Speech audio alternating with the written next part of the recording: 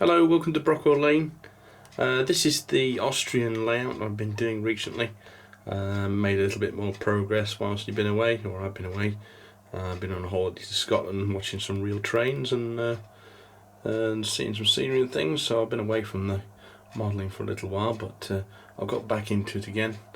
I'm making more progress with this Austrian HOE. You can see this, my two diesels there, they're both 2095 locomotives. One's from Roco, the back one, and the front one's from Ferro Train. They're just slightly different liveries. But I mentioned last time I was going to add a couple extra sidings, and I have done to the back there.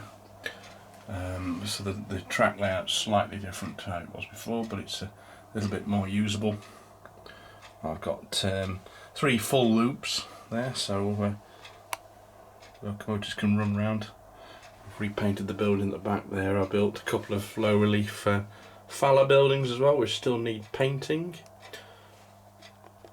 And all the Pico track work has now been sprayed brown, ready for ballasting. Or actually the snow going in between the sleepers, which is what I'm planning on this side, a snowy scene. It's all running good as well, as I've spent ages cleaning all the tops of the rails. On the English side of the layout, done little jobs on here like weathering the road, and there's a lot of flowers which have appeared from Model Scenics, which are clumpy. They come on a plastic sheet and just tear them off and stick them where you like. They're bluebells, well, they're supposed to be bluebells. And there's a lot under that tree there. And around this tunnel portal. Adds a bit of colour to the layout. Really after a couple more of these coaches from Pico. They're the Lynn Valley ones, but the ones with the buffers.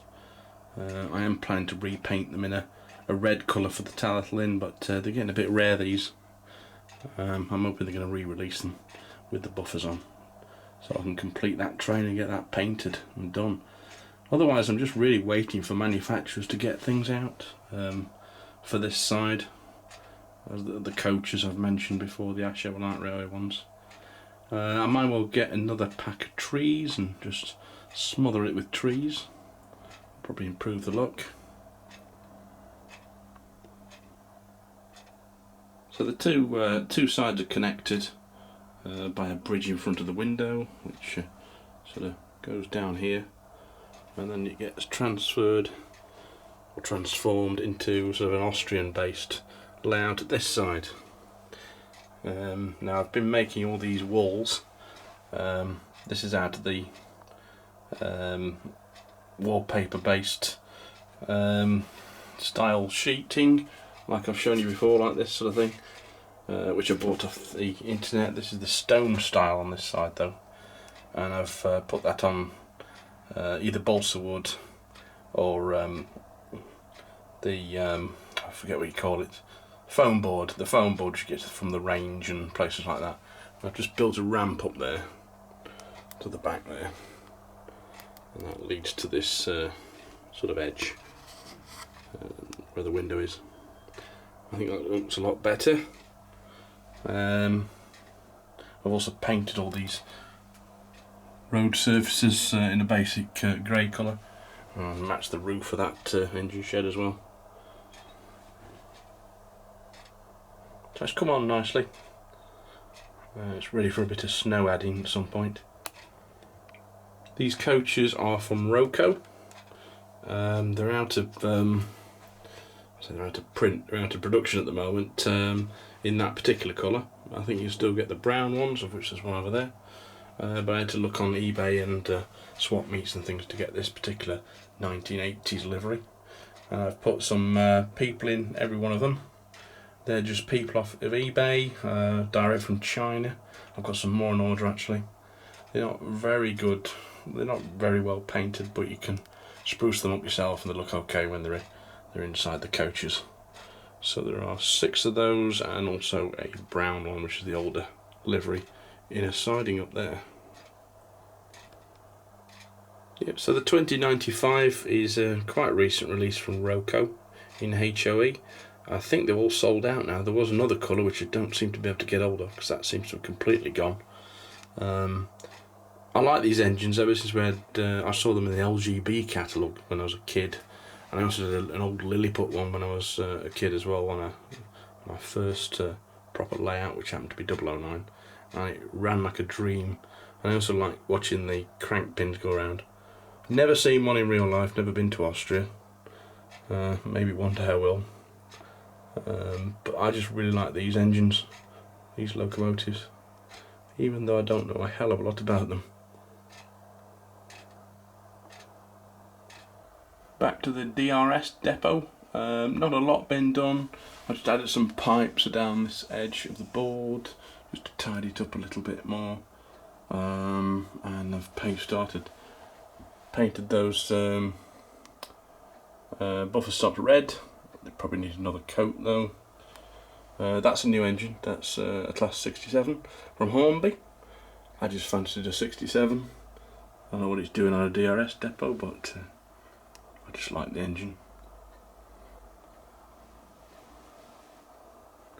So not a lot of progress on this layout, but it has been relocated, so it all needs wiring back in again. But it shouldn't be too much of a problem. On the workbench at the moment, there's a few projects underway. One thing I did find on eBay, unboxed and a bit unloved, was this rail car, which is HOE, which is currently waiting for some people to be fitted. I can't remember what manufacturer. I think it's a company called Halling or something like that. It's not a great runner, or it wasn't, but I've just serviced it, oiled it, and I've added some weights to the top of the roof there, which I'll tell you about in a minute. And I'm hoping that's going to run a lot better than it did, because it was a bit of an unloved boxless model, which the guy on eBay didn't really know what it was. So I'm hoping that's going to be a good runner. That's the Hornby Terrier, which I think I've finished doing up. I was just on my desk just in case I can think of anything else to do to it. You saw a video on that before. I think I've weathered it slightly since you saw it before, but that's pretty much finished, and it's a nice little model. Behind there is a row of weights, which is worth mentioning because I didn't realise you could get these. These I'm using to weight stock. You can see there's quite a few of them. They come in these strips. I'll get the camera on them. Yeah, these little strips. You just cut them off. Sticky pads on the back. Stick them where you want. They're actually wheel weights. You know, for car wheels. These are actually from a motorcycle shop on eBay. About £5. Loads and loads of them. Really useful purchase. I'm glad I found those. They're also really good for making. I also make model planes. Sometimes when you sit them down, the noses go up. So you put them in the nose of the plane, and that weights that down really well as well. In front of that, there is a Hornby Toad of the LNR variety, with a Model figure, which I purchased to put on there. Weathered up. I don't know whether I'm happy with the weathering of that, so I might do a little bit more to that at some point. So it's not left the bench yet. Next to it is it's my birthday present actually, which is a Model Rail J70 tram engine, which I'm really impressed with. It's from Rapido. They're only available through Model Rail. There's a few people reviewed them, and I'm really impressed with it. So there's the box it comes in. Really impressive. Lots of bits and bobs to put on it, and it runs really well. Never had a Rapido trains model before, but if that's anything to go by, the upcoming model should be really good. I'm just painting there's all sorts of etchers come with it, shed plates and things, so I just painted them. And I'm going to cut them out and put them on it, and that should be close to being finished, although I'm still going to weather it a bit as well. And then something that doesn't really fit into my ears, but I really wanted one anyway, because I saw it on Everard Junctions, and I've always liked this livery and this engine. This is a Is it a 122 or a 121 with the head codes? I forget, but somebody will tell me. This is a limited edition from Hattons. I particularly like this livery with the colours that go at the end. There's another version available as well, but that's a really beautiful model. There's detailing all over it. I'm also going to put some people in that, which is why it's on the workbench still. I've ordered them from China, as I say. They're taking a long time to come, but when they do, that will get filled with passengers, as will that little HOE rail car as well. Really nice model. It was on offer as well, so they've reduced these from what they were. Really worth checking out. Another one from Hattons Sales. These are £74 at the moment, and I love 14XXs, although this is a 58. So I couldn't resist getting one of those. And whilst I was looking online, because I noticed the green one had sold out, which you see at the back there, I found that on eBay, and I purchased that one as well to go with it. That's second hand, but it's pretty much mint and boxed. And that one's unfortunately sold out at Hattons now, so I was kind of lucky to find that one, and it was actually more expensive than the new one from Hattons, but they make a nice pair, especially with the original emblems on the both. Behind that we've got a couple of milk tanks. These were second hand in a sort of that was a green CWS one, that was a black with, I can't remember what logo on it was, but I've weathered those down, repainted them, the tanks are the blacky brown, fitted KDs as well, and they look nice behind the 14XXs, as does that little coach there, which is an Eastern Region one, which was I think the Colne Valley Railway had one, which they ran behind 14XXs, and that's a Hornby product. It's a Thompson brake Suburban, so they make a nice little Colne Valley branch line train with 14XXs. And that's about it for what's on my bench at the moment. There's a couple of Modelu figures there that I bought and I painted up, and a back one in the background there which has lost an arm, so I'm going to have to position him carefully in something so you don't see that, but rather than chuck him out, he'll get reused. Other than that, I've still yet to use my airbrush.